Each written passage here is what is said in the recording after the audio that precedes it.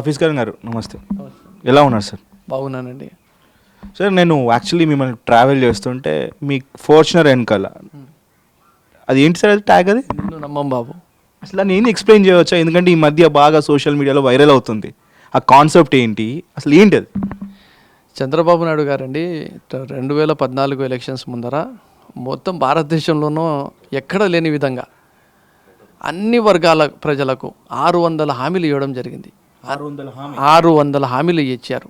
కులాలకు, మతాలకు, ప్రాంతాలకు, ప్రతి ఒక్కరికి ఏమి కావాలంటే అది నేను చేసేస్తా అని చెప్పి ఆయన గెలిపే లక్ష్యంగా 600 హామీలు ఇచ్చారు. 600 హామీలలో ఒక 6 హామీలు కూడా ఆయన నెరవేర్చలేకపోయినారు.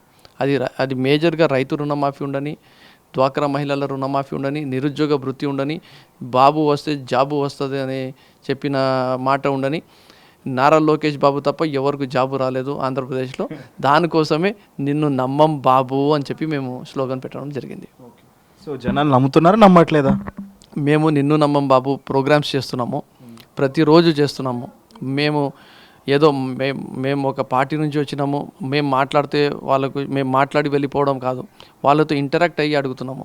మీ పిల్లలకి స్కాలర్షిప్ వస్తుందా, మీరు ఆరోగ్యశ్రీలో చేయించుకోగలుగుతున్నారా, వైద్యం చేయించుకోగలుగుతున్నారా, మీ పిల్లలకు ఉద్యోగాలు వచ్చినాయా, మీ పిల్లలకు నిరుద్యోగ వృత్తి వచ్చిందా, మీ మహిళలకు రుణమాఫీ చేసినాడా, మీకు ల్యాప్టాప్లు ఇచ్చినాడా, సైకిల్స్ ఇచ్చినాడా, సెల్ ఫోన్లు ఇచ్చినాడా, మీ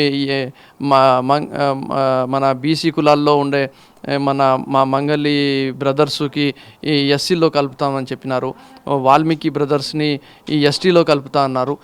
ఎవరినైనా ఏమన్నా చేసినాడా అంటే లేదన్నా, చంద్రబాబు నాయుడు మాటనే అబద్ధమన్నా, చంద్రబాబు నాయుడు ఏ రోజు చేసింది ఏం లేదు అన్న అని చెప్పి చెప్తున్నారు. దానికోసమే మేము చెప్తున్నాము నిన్ను నమ్మం బాబు అని. ఓకే, బాగుంది సార్. సో అసలు హఫీజ్ ఖాన్ ఎవరు? Hafeez Khan is a common man's leader.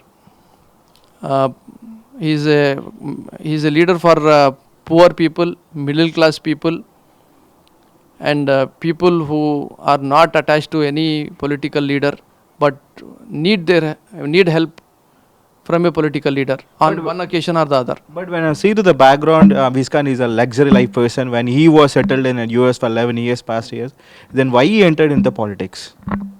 That Hafeez Khan was different. So what's the difference between that Hafeez Khan and now the Hafeez Khan?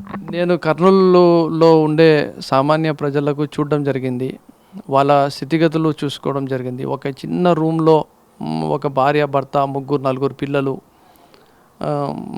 ఆరోగ్యపరంగా కానీ, డబ్బులు పరంగా కానీ, వాళ్ళు సంపాదించుకునే పరంగా కానీ చాలా బ్యాక్వర్డ్ ఉన్నారు.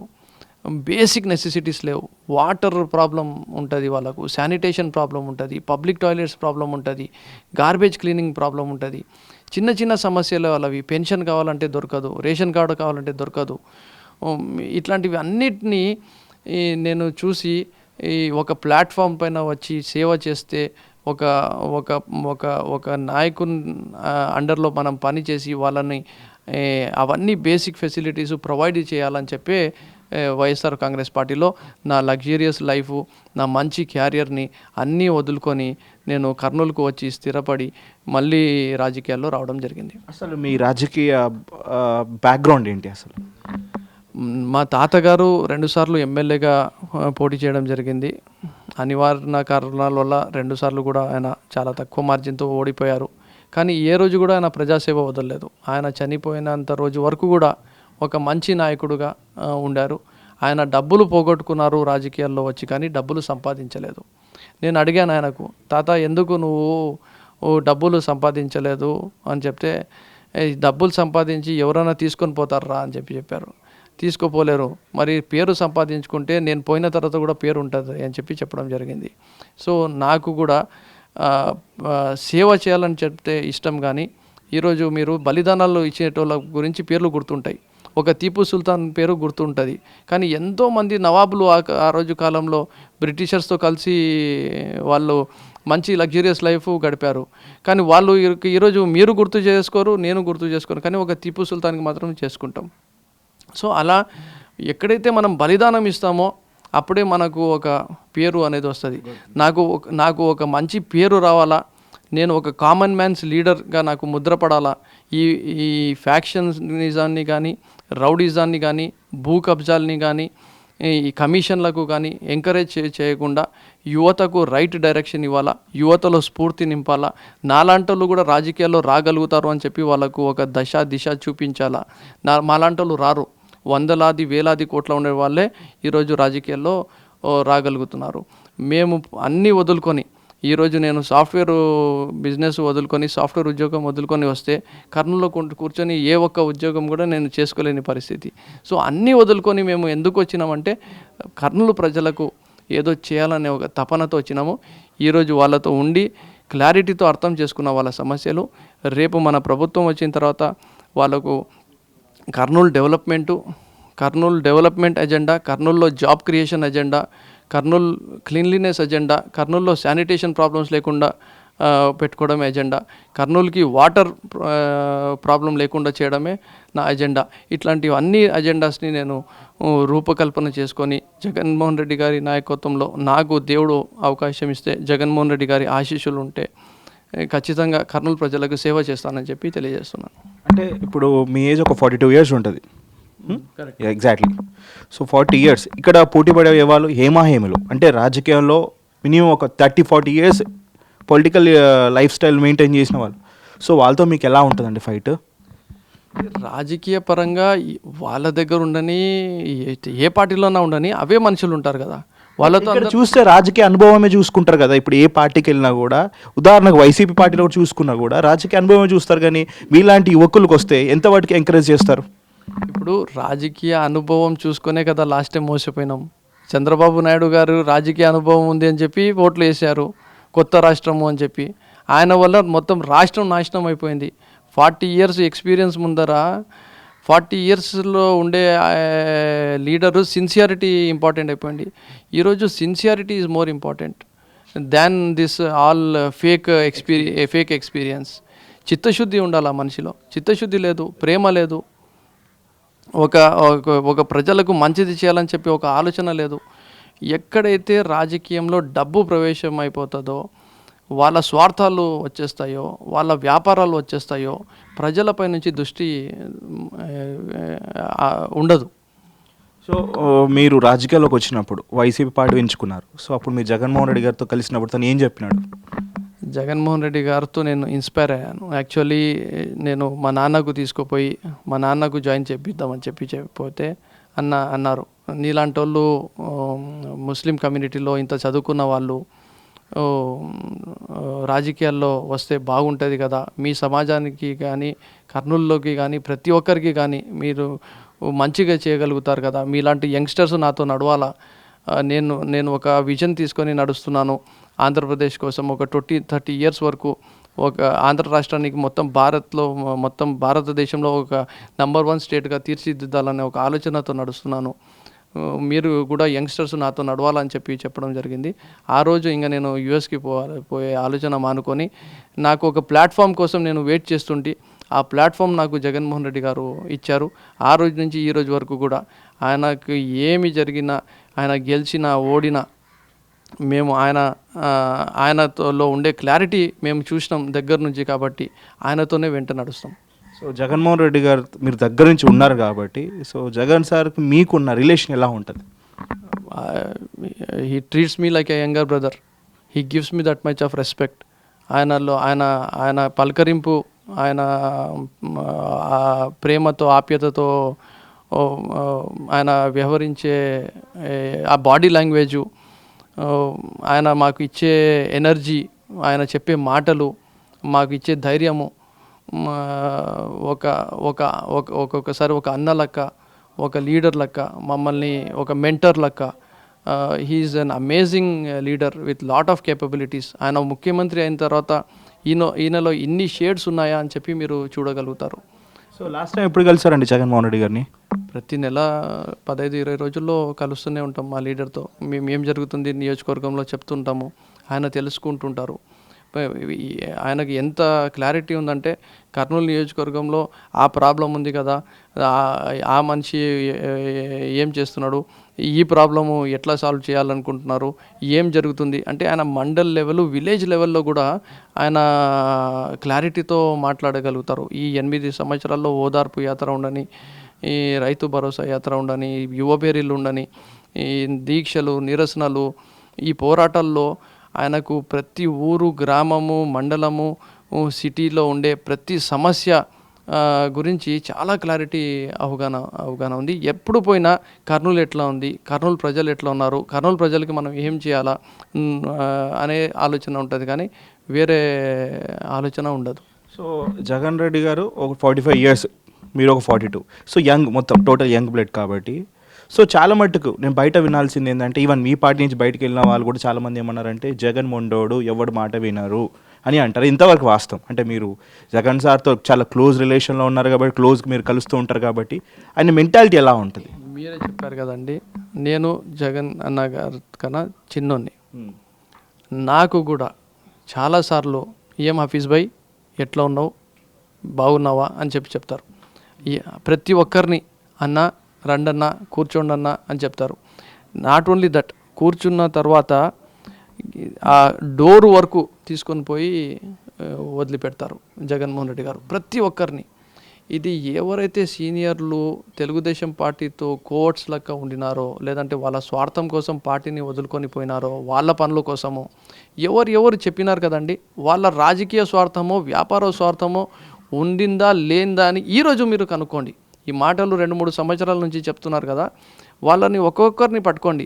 వాళ్ళు ఏం సంపాదించుకున్నారు, ఏం అప్రూవల్స్ చేసుకున్నారు, వాళ్ళు ఎట్లా లబ్ధి పొందినారు ఈ తెలుగుదేశం పార్టీతో అని కావాల్సిన నింద మోపడానికి, ఆయన క్యారెక్టర్ పైన ఒక మచ్చ తేవడానికి మాత్రము ఇలాంటి మాటలు. కానీ అసలు రాజశేఖర రెడ్డి గారి కొడుకు, ఆయన మనసున్న మహారాజు, ఈ ప్రతి ఒక్కరిని పోతే కౌగులించుకొని దగ్గర చేసుకునే మనిషి.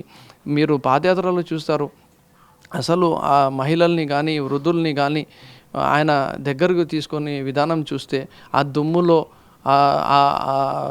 ఆ గాలిలో, వానలో, ఎండలో నడిచిన విధానం చూస్తే ఒక మనిషిలో మానవత్వం ఉండే మనిషే ప్రేమ కోసము అంత త్యాగం చేయగలుగుతాడేమో, కానీ అహంకారం ఉండే మనిషి మాత్రం అలాంటి త్యాగం చేయలేడు అని చెప్పి నేను గట్టిగా నమ్ముతున్నాను. సో మీరు పాదయాత్ర అన్నారు కాబట్టి పాదయాత్ర గురించి మాట్లాడదాం. మీరు కర్నూలులో పాదయాత్ర చేసినప్పుడు మీరు ఉన్నారు కాబట్టి ఏం ప్రధాన సమస్యల గురించి చర్చించారు జగన్ రెడ్డి గారు? జగన్మోహన్ రెడ్డి గారు పాదయాత్ర కర్నూలు జిల్లాలో చేసినప్పుడు ప్రతి గ్రామం నుంచి గ్రామము పోతున్నప్పుడు చాలామంది వస్తారు. ఒక నాయకునికి, ఒక ముఖ్యమంత్రి అయిపోతే, ఒక మినిస్టర్ అయిపోతే ప్రతి ఒక్క సామాన్య మనిషితో కలిసే పరిస్థితులు ఉండవు. ఒకవేళ ఉండాలనుకుంటే కూడా ఏదో ఒకటి ప్రోగ్రామ్స్ అవి ఇవి అనేది వస్తాయి. ఒక నాయకుడు నిజంగా రాజశేఖర రెడ్డి గారు పాదయాత్ర వల్లనే మహానాయకుడు కాగలిగినారు. జగన్మోహన్ రెడ్డి గారు పాదయాత్ర వల్లనే ఒక జననేత, ఒక మనుషుల్ని అర్థం చేసుకున్న మనసున్న నాయకుడులక అయినారు. ఈరోజు ప్రతి ఒక్కరి సమస్య అన్న తెలుసుకున్నారు. మహిళలది, రైతులది, వృద్ధులది, నిరుద్యోగులది, ప్రాంతాలకి ఉండే సమస్యలు, నీళ్ళ సమస్యలు, వర్షాల కష్టాలు, ఇవన్నీ ఎన్నో సమస్యలు. ప్రాంతానికి ఒక ఊరు దాటి ఎవ్రీ 50 కిలోమీటర్స్కి సమస్యలు మారిపోతాయి, డైనమిక్స్ మారిపోతాయి, జియోగ్రఫిక్గా మారిపోతాయి. అవన్నీ కూడా ఆయన గమనించుకొని, నేను రేపు రాబోయే రోజుల్లో నేను ముఖ్యమంత్రి అయితే మీ ఊరుకు ఇది చేస్తాను, మీకు ఇది ఇస్తాను అని చెప్పి ప్రతి ఒక్క నియోజకవర్గంలో కూడా చెప్పుకుంటూ పోవడం జరిగింది. సో ఆయనకు ఉండే క్లారిటీ ఈరోజు ఒక అసెంబ్లీ నియోజకవర్గంలో క్లారిటీ ఉంది, not only on the state level. Kurnool సిటీకి రేపు ఆయన ముఖ్యమంత్రి అయితే ఏం చేయాలనేది ఆయనకు క్లారిటీ ఉంది. ఆ లెవెల్లో సబ్జెక్ట్ మ్యాటర్ ఎక్స్పర్ట్స్ ఉంటారు, ఐఏఎస్ ఆఫీసర్స్ ఉంటారు, కానీ పొలిటికల్ లీడర్స్కి అంత సబ్జెక్ట్ మ్యాటర్ ఎక్స్పర్ట్స్ ఉండరు. వాళ్ళందరినీ ఎక్స్పర్ట్స్ని కూర్చోబెట్టుకొని చెప్తారు. I can tell you, Jaganmohan Reddy గారు సబ్జెక్ట్ మ్యాటర్ ఎక్స్పర్ట్స్ని కూడా మంచి సలహాలు, సూచనలు ఇవ్వగలుగుతారు. ఈరోజు అంత నాలెడ్జ్ ఈరోజు జగన్మోహన్ రెడ్డి గారి దగ్గర ఉంది. So back to the politics, మళ్ళీ పాలిటిక్స్ గురించి మాట్లాడతాం. ఈ 5 ఇయర్స్లో మీరు చాలా యాక్టివ్ పాలిటిక్స్లో మీరు ఉన్నారు కాబట్టి, కర్నూలు అభివృద్ధి ఏం చెంది? మీ పార్టీ నుంచి గెలిచి ఎస్మోహన్ రెడ్డి గారు టీడీపీ పార్టీలో వెళ్ళారు, కేవలం అభివృద్ధి అనే పేరు మీద టీడీపీ పార్టీలోకి వెళ్ళారు. ఏం అభివృద్ధి సంపాదించినాడు, ఏ అభివృద్ధి తీసుకొచ్చినాడు? కర్నూలు అభివృద్ధి అని చెప్పినప్పుడు మాత్రము ఆయన కర్నూలుని మర్చిపోతాడు. నా అభివృద్ధి, నాకు కావాల్సిన వాళ్ళ అభివృద్ధి, నా కుటుంబ సభ్యుల అభివృద్ధి మాత్రం ఆయనకు గుర్తుండిపోయింది. మా ప్రభుత్వం వచ్చిన తర్వాత ఖచ్చితంగా ఆయన చేసిన అవకతవకలు మున్సిపల్ కార్పొరేషన్లో వందలాది కోట్ల రూపాయలు కాంట్రాక్ట్లు ఆయనకు కావాల్సిన మనుషుల్ని ఇప్పించుకొని కమిషన్లు దండుకొని ఇవన్నీ చేసుకున్నారు. నేను చెప్పడం లేదు, వాళ్ళ పార్టీ ఎంపీనే బుట్టారేణుగ గారు విజిలెన్స్లో ఈరోజు కంప్లైంట్ చేశారు. ఇవన్నీ మీకు తెలిసి వస్తాయి. రాజకీయంగా ఆయనకు మంచి లైఫ్ ఉండేదేమో ఎస్వి మోహన్ రెడ్డి గారికి జగనన్నతో నడిచింటే. ఈరోజు రాజకీయ పరంగా ఆయన సమాధి ఆయననే కట్టుకున్నారని చెప్పి ప్రజలు నాకు చెప్తున్నారు. ఆయన స్వార్థం కోసము జగనన్న పైన ఏదేదో నిందలు వేసిపోవడము, ఈరోజు కూడా సీటు కోసము చంద్రబాబు నాయుడు మెప్పు కోసము ఏదేదో మాటలు మాట్లాడుతుంటారు. కానీ ఆయనకు ఎలాంటి, ఆయన వల్ల కర్నూలుకి కానీ కర్నూలు ప్రజలకు కానీ ఎలాంటి మంచిది జరగలేదండి. సో చివరిగా యువనేత అయిన హఫీజ్ ఖాన్కి కర్నూలు ప్రజలు ఎందుకు ఓటేయాలి? కర్నూలు ప్రజలు ఒక మంచి మనిషికి ఎలక్ట్ చేసే వాళ్ళు. మీరు చూసుకుంటే కూడా ఒక 40 years ఇది చూసుకుంటే కూడా నాయకులకి వాళ్ళు చాలా ఆలోచించి ఓటింగ్ చేస్తారు. చాలా ఇంటెలెక్చువల్ కెపాసిటీ అండ్ వెరీ విజ్డమ్తో ప్రవర్తిస్తారు. రాయలసీమ పేరు సినిమాల్లో పడి పేరు చెడిపోయింది. కానీ కర్నూలు నియోజకవర్గంలో ఎలాంటి నాయకుడు రౌడీజం చేస్తే, గూండాయిజం చేస్తే, భూ కబ్జాలు చేస్తే, కమిషన్లు తీసుకుంటే, ప్రజలకు అందుబాటులో ఉండకుంటే, ప్రజలకు కావాల్సిన పనులు చేయకుంటే వాళ్ళకు ఒక్క నిమిషం కూడా ఆలోచించకుండా వాళ్ళకు వేటు వేస్తారు.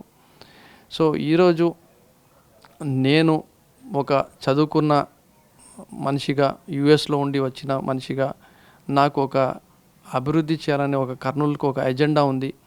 నేను సేవ చేయాలని చెప్పి వచ్చినాను. నా సేవ, నా విజ్ఞానం కన్నా వాళ్ళు నన్ను సాటి కాదు. వాళ్ళ దగ్గర డబ్బులు ఉండొచ్చు, కానీ నా సేవ, నా విజ్ఞానంతో నేను ముందరకు వెళ్తున్నాను. జగన్మోహన్ రెడ్డి గారి ఆశీస్సులతో ముందరకు వెళ్తాను. వైఎస్ఆర్ కాంగ్రెస్ పార్టీ జెండాని పట్టుకొని ముందరకు వెళ్తున్నాను. దేవుని దయ వల్ల జగన్మోహన్ రెడ్డి గారు నాకు అవకాశం ఇస్తే, కర్నూలు ప్రజలు సహకరిస్తే, కర్నూలులో ఒక ఎమ్మెల్యే ఎలా పని చేస్తాడో అని చెప్పి నిరూపిస్తాను. కర్నూలుని మేము స్టేట్ క్యాపిటల్ని పోగొట్టుకున్నాము. జాబ్ క్రియేషన్ ఎట్లా చేయాలా, కర్నూలుని డెవలప్మెంట్ ఎజెండాలో ఎట్లా నడిపించాలనే విధంగా నేను ముందరకు వెళ్తాను. మీ అందరి సహకారము, ప్రజల సహకారం ఉంటే జగనన్న మాకు అవకాశం ఇస్తే ఖచ్చితంగా చేసి చూపిస్తాను. So thank you Hafeez Khan గారు. ఇంత బిజీ స్కెడ్యూల్లో కూడా మీరు మాకు టైం ఇచ్చి, విలువైన సమయాన్ని మాకు ఇచ్చి ఎన్నో విషయాలు షేర్ చేసుకున్నారు. అండ్ ఏదైతే మీరు ప్యాషన్ పొలిటికల్గా అంటే అంత లగ్జర్ లైఫ్ ఇడిచిపెట్టుకొని ఏదో ప్రజలకు, కర్నూలు ప్రజలకు ఏదో చేయాలని, మాలాంటోళ్ళు రాజకీయ నాయకులు ఈ కాలంలో రావడం లేదు. వందలాది కోట్ల రూపాయలు, వేలాది కోట్ల రూపాయలు ఉన్న వాళ్ళే వస్తున్నారు. స్వార్థం కోసం వస్తున్నారు, వ్యాపారం కోసం వస్తున్నారు. సో మాలాంటోళ్ళు వచ్చినప్పుడు మీరు మీడియా వాళ్ళు ఉండని, ప్రజలు ఉండని కాపాడుకోవాల్సిన బాధ్యత కూడా మీరే అని చెప్పి నేను తెలియజేస్తున్నాను. ఖచ్చితంగా అండి. మీరు ఏదైతే పొలిటికల్ విజన్, ఏదైతే ప్రజలకు సేవ చేయాలనుకున్న ఆ విజన్తో మీరు ముందుకు వెళ్తున్నారు, ఖచ్చితంగా జరగాలని ఈవెన్ మా హలో టీవీని కోరుకుంటుంది. Thank you sir.